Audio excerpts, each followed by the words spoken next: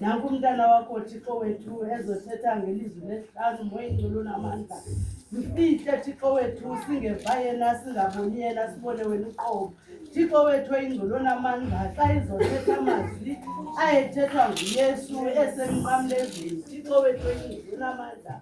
Noxa siva kungathi sisikhumbuzo Thixo wethu ingcwele namandla. Ekubonakala Thixo wethu sive sichukumiseka. Thixo wethu ingcwele namandla yima Thixo wethu nomntana wakho abonakale Thixo wethu esomelela Thixo wethu sibonakale Thixo wethu sinokumamela ngenene nangenyaniso Thixo wethu ingcwele namandla hlala naye ke Thixo wethu umsikelele umthanda ngezalo asifela inkosi. Amen. Song of the year.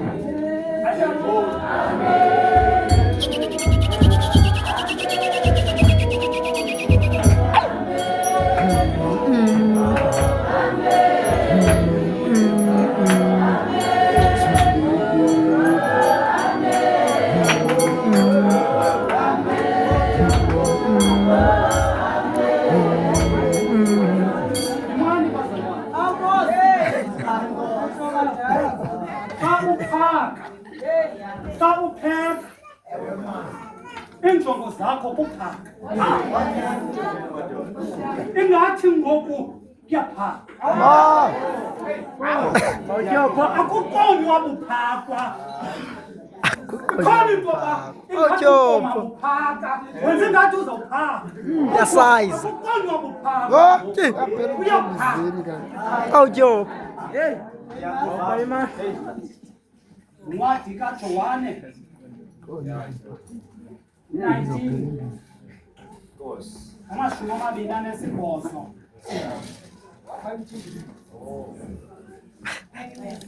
emveni alaba utshopho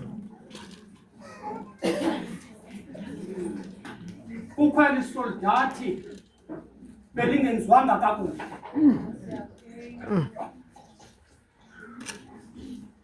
lilo elalinomkhonto sesandleni liphuma kumajoni aseRoma la ayenza iminqamlezo ejikeleza iJerusalema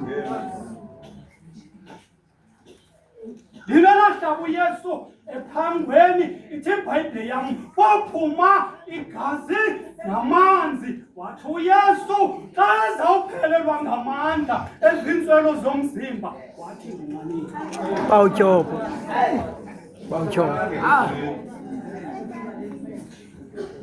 khawuthi mama ke uyingcwele uThixo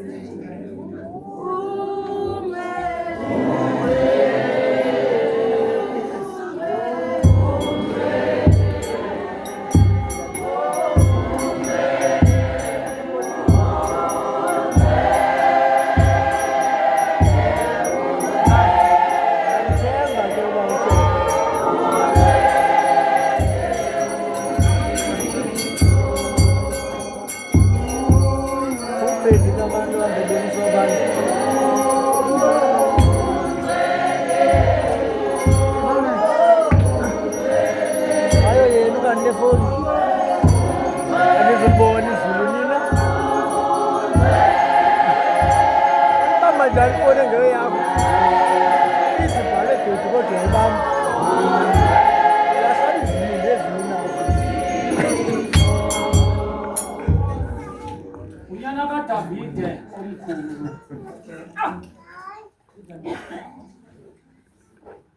omkhulu uJohane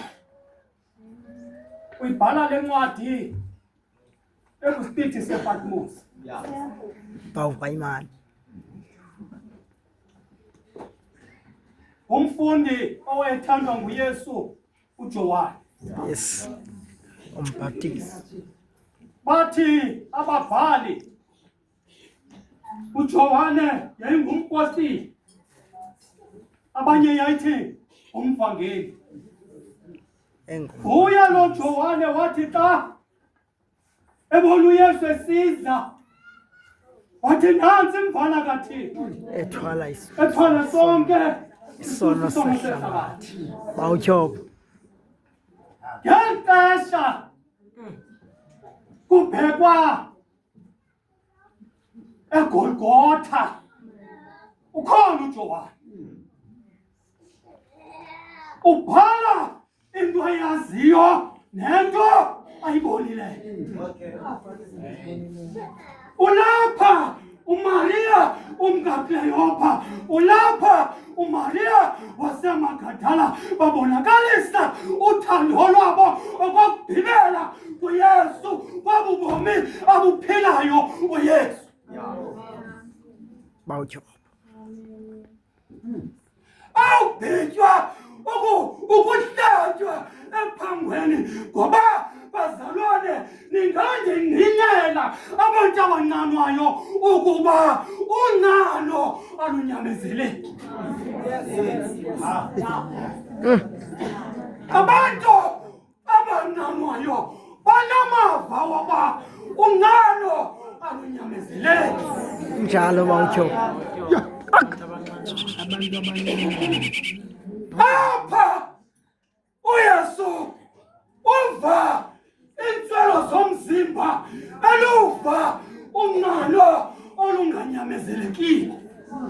suke wadanduluka bawutyhopho Kusondele ixesha lokufa. Uthi sendithululwa ngokomnikelo ngoba ixesha lokunduluka kwam likufuphi. sondele Umzamo omhle ndiwuzamile, ugatso ndilifezile, ukholo ndilugcinile. uthi ngoko ndinxaniwe Xa ephuma kwaJuda uYesu ehamba nabafundi bakhe, ithe yam iBhayibhile, waphumla kumthombo kaYakobo.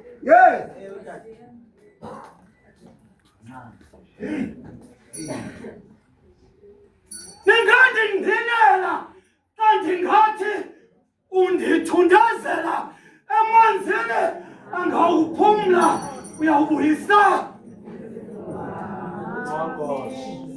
bawutyhopho